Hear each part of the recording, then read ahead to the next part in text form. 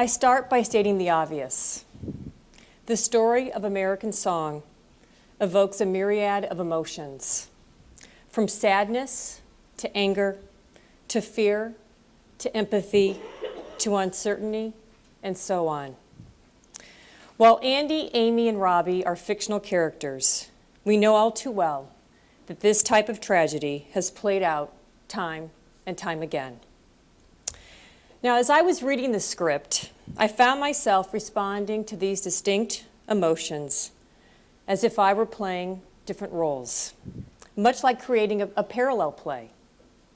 I'd like to share these at times conflicting thoughts, which I label as personas.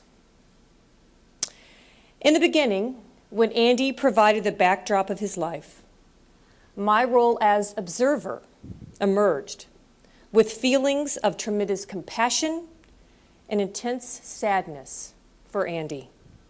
I ached for him. His pain was overwhelming, uncomfortable, and frankly, unbearable. The observer felt empathy, but from the sidelines. As Andy delved into the heart of being a parent, I took on a part of a mother, a role I know well by having 3 daughters. As parents, we are programmed to do whatever is possible to ensure the safety of our children. They are supposed to outlive us. Call it evolutionary, a brainstem reaction, or pure egotism. This innate response exists to the betterment of our society, but it isn't a guarantee. Once we learned what happened at school, I stepped into the protector role, racking my brain to understand what could have been done to prevent such fatal destruction. Where in this family's life did the scales tip to the detriment of those innocent? With every page I turned, I kept expecting, I kept wanting an explanation of why a child so loved would demonstrate so much hate and do the ultimate, extinguish human life, including his own. As protector, I asked, what can we do to stop this horror, to stop the madness from recurring? Or is it too late? The mold of our civilization has been set, and we must accept that danger surrounds us. Pure evil, even in teenagers whose brains are not yet fully developed. Or was that the reason for the shooting? 2 boys whose latent physical maturity transcended their mental state. Well, not finding an answer as the protector, I transitioned into a dual role, the finger pointer and rationalizer. Well, if Andy hadn't had that affair, and he ended up getting shot, how ironic.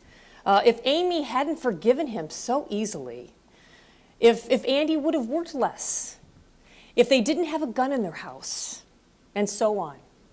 There had to be some deviant dynamic in this family that would drive such a disastrous outcome. But then I had to remind myself, while I've never had an affair and I don't own a gun, I am committed to my career. I have traveled for work, and I've never been a stay-at-home parent.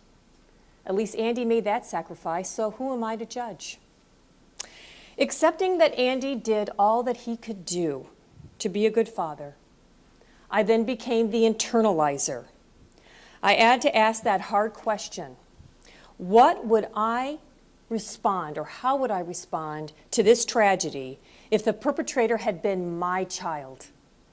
What would I say to Jim Agosson's mom? What would grief look like? I love my children unconditionally, so no action, however bad, could ever change that. Yet would such horrific behavior alter my child's legacy, even in my own mind?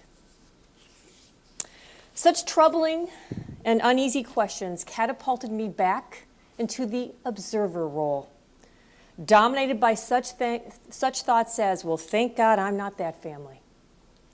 I had to separate myself from the circumstance since I could not comprehend the reasons behind it.